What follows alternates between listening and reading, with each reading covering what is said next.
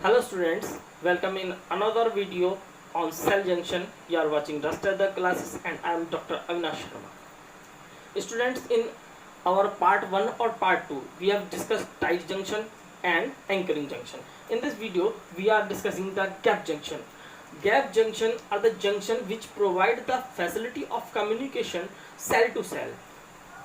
जो कोई भी मल्टी सेलुलर ऑर्गेनिज्म है उनकी जो सेल है वो आपस में इंटरेक्ट करती हैं, आपस में जो कम्युनिकेशन होता है उनके टिश्यूज फॉर्मेशन होता के अंदर जो सेल एक ऑर्गेनाइज वे में काम करती हैं, उनमें जो इंफॉर्मेशन का ट्रांसफॉर्मेशन होता है वह इन्हीं जंक्शंस के द्वारा होता है.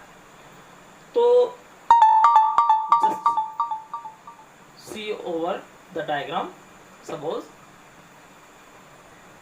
these are two cells and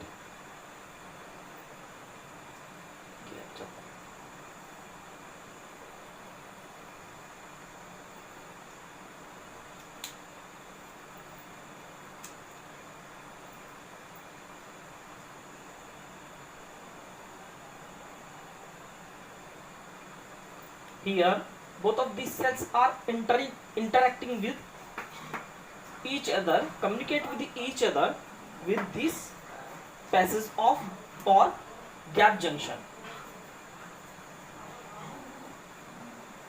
Intermediate fibers are also present which communicate this junction with the cytoskeleton of cell. Intermediate fibers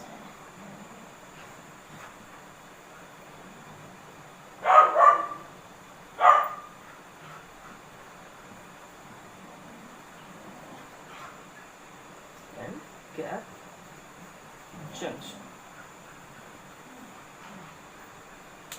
So friends, अगर हम इसके स्ट्रक्चर की थोड़ी सी बात करते हैं तो गैप जंक्शन जो होता है वो कॉनेक्सिन प्रोटीन के मोनोमर्स के द्वारा बना हुआ होता है. तो इसमें कॉनेक्सिन प्रोटीन के 6 मोनोमर होते हैं जो कि ऐसे सर्कल की फॉर्मेशन में लगे रहते हैं. थोड़ा we should make it round.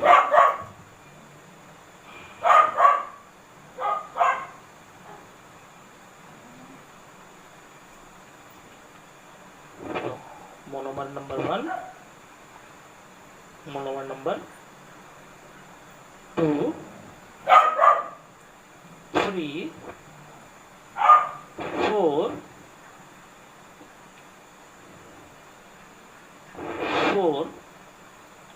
5 and 6. I have prepared them, but all these are not equal, but actually all of these are equal. These this formation has formed by these monomer 1, 2, 3, 4, 5 and 6. 6 monomers are here which are made up of connexin protein. Connexin protein. तो आप देख रहे हैं कि कॉनेक्सिन protein के monomer हैं, एक बिल्कुल गोल संरचना बनाते हैं. थोड़ी सी हमारी जो संरचना थोड़ी गोल नहीं है कि डायग्राम में इतनी प्रॉपर्ली, बहुत हम एक रफ डायग्राम ड्रॉ कर रहे हैं यहाँ पर समझाने के लिए, तो वरना वीडियो बहुत लंबी हो जाएगी अगर हम डायग्राम पर बहुत ज़्यादा फोकस करेंगे. तो आप देखिए कि किस प्रकार यहाँ पे 6 मोनोमर लगे हुए हैं और ये इस प्रकार से एक अरेंजमेंट में लगे हुए हैं. They are arranged in such type of fashion that they are providing a tunnel between of them. The tunnel is about 1.5 to 2.5 nanometer. As if we are seeing in another view, then these monomers are formed this is circle and this they are arranged just like in long rods. Long rods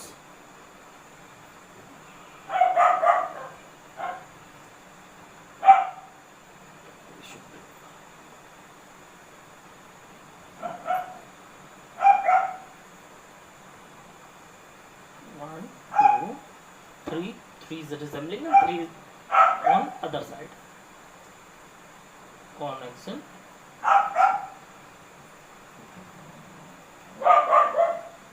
monomers. So the whole structure is called as connexon. So see,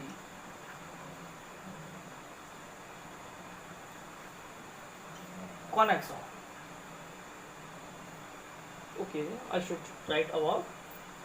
I think it is not. थोड़ा space हमारे पास कम है,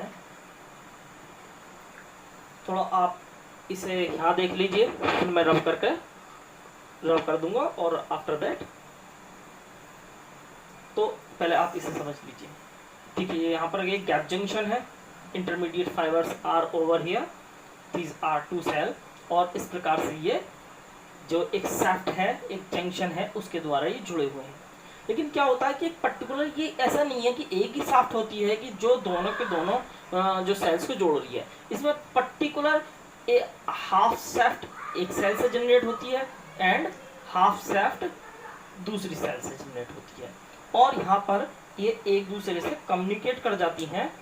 और इस तरह से यहाँ पर suppose ये मैं ग्रीन कलर बना देता हूँ और ये वाली वो मैं ब्लैक कलर से बना देता हूँ, और ये दोनों सेट एक दूसरे से कम्युनिकेट कर जाते हैं इस तरह से।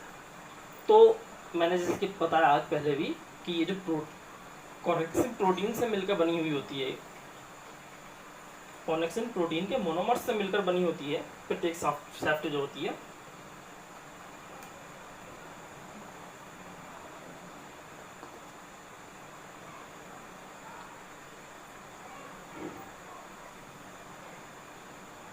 Suppose that whole system is called as connexon. Connexin monomers form connexon. 1, 2, 3, 4, 5 and this is 6. You are seeing over here 6 monomer of connexin form this circle like structure. This is called as connexon.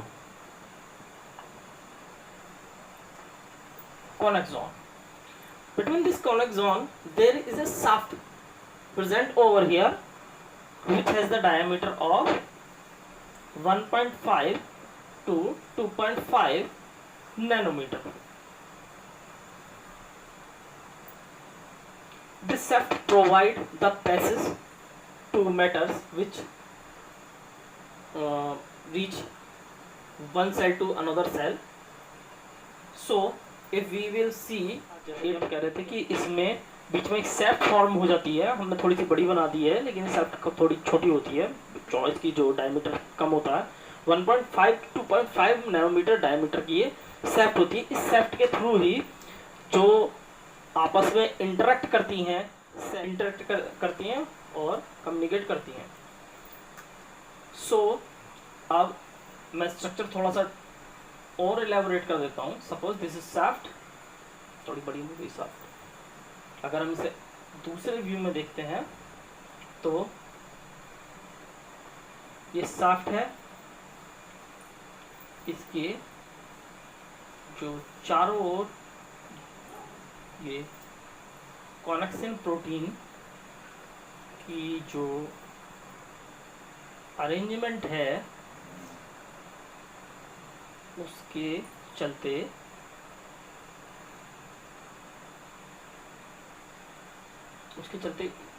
बिल्कुल ऐसे ये छह कॉनेक्सिन protein होंगे। बीच वाली इसको suppose आप shaft मान लीजिए, ये वाली सैफ्ट है आपकी, जो नली है आर पार छेद है इसमें, ये समझ लीजिए। और ये कॉनेक्सिन मोनोमर्स है।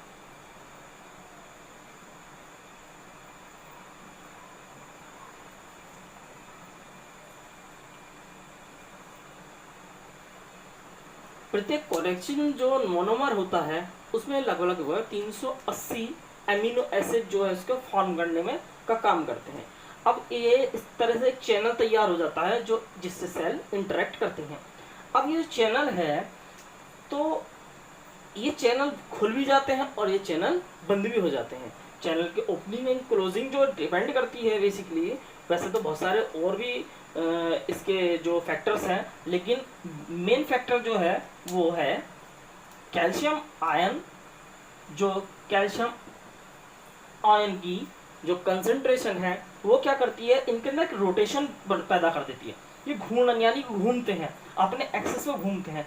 जब थोड़ा से ये इनकी जो शेप इस टाइप की होती है कि अगर ये एक डायरेक्शन में पर्टिकुलर डायरेक्शन में घूमेंगे तो पैसेज ओपन हो जाएगा, और अगर उसे वापस उसी पोजीशन में आ जाएंगे तो पैसेज क्लोज हो जाएगा। Suppose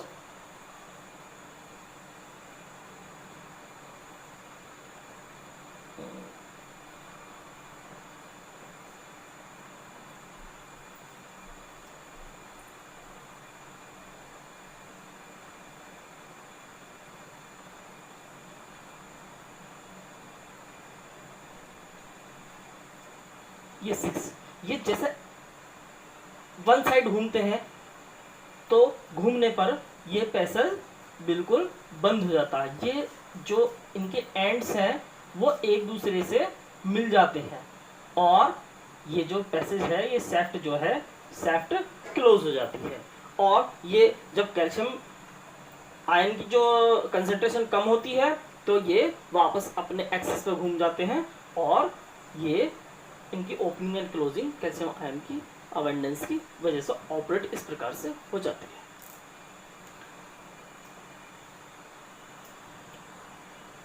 So students, I think you will get benefit from this video, and thanks, like, subscribe and share. Bharat Mata Ki Jai.